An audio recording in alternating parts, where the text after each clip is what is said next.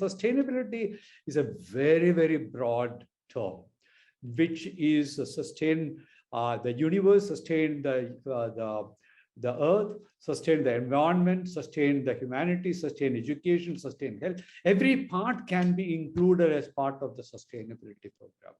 And then if you look at the corporates, we have what is called the CSR, corporate social responsibility initiatives. And there you find a lot more focused strategic initiatives by many organizations, many companies, business organizations. And in 2013, the Indian Companies Act was amended to make it mandatory for all organizations, all companies. I would say, I won't get into the numbers. What it means is that all mid-size organizations with reasonable profit has to spend at least 2% of their average profit over the past three years on corporate social responsibility initiatives. And we had, at the center, we had looked at this phenomenon, the impact of these changes. And so some of the interesting things, without getting into the details, one is that we found that multi-generational family businesses have been doing a lot of these things. And Anu started doing this social initiatives within the corporation even much before anybody asked the organization to do so. So we have multi-generational family businesses. I mean, if you take the Tata Group or the Murugappa Group or the Godrej Group, which are some of the largest conglomerate, they have been devoting more than 2% of their net profit for philanthropic activities. Yeah, that takes me to another term called philanthropy. Philanthropy is different from CSR. CSR is much more focused, and philanthropy can be broader. It is for the benefit of others. And any activity and empowering, enriching. So that is the essence of philanthropic initiatives. And recently we have another term called the ESG, environmental, social, and governance initiatives. So in order to make corporations accountable, like the CSR requirement of the government to spend 2% of your profit, increasingly there is an accounting of the environmental, social, and governance practices of companies.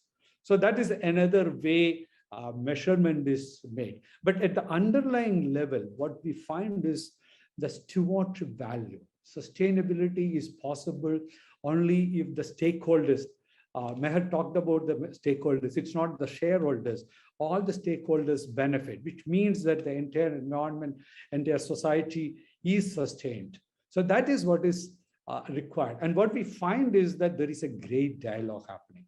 We haven't reached anywhere, and I would say that we are doing a lot. Academics, including our center, are doing a lot of it. And the boards have a huge role to play.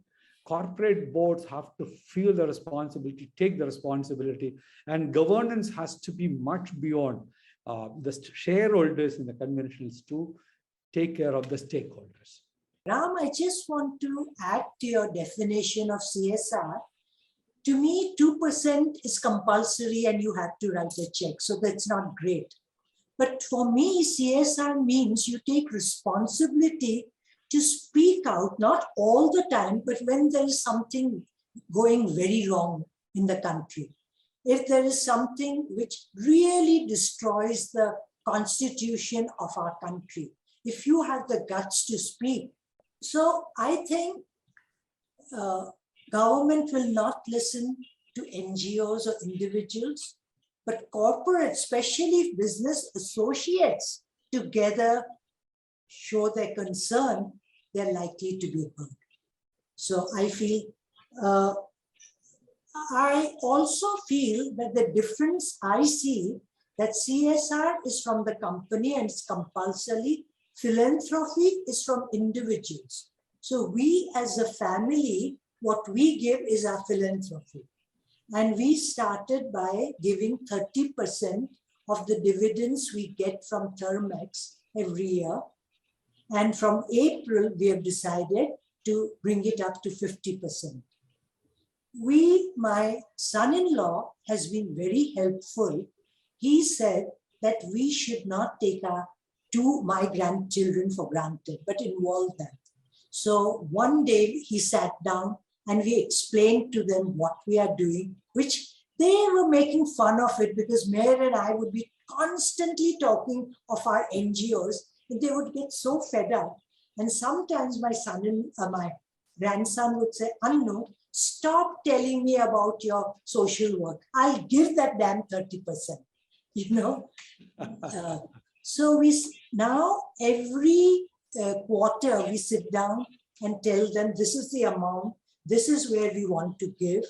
My children are very keen on giving it to animal causes, which is difficult for me to. My grandchildren. My son-in-law wants to give it for health. So how to manage different people's interests and respect them. I have to learn them. Really, I have to learn because I'm so used to doing things the way I like in this area.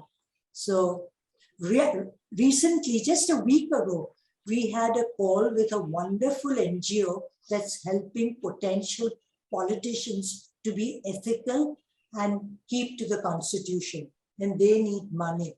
And my entire family was on that Zoom call. My granddaughter, my grandson, my son-in-law asking questions, and not just Mayor and me decided. So it's a very healthy process which we've started. Yeah. And I think it's no use doing any philanthropy and lose the relationship within the family. That would be a terrible thing.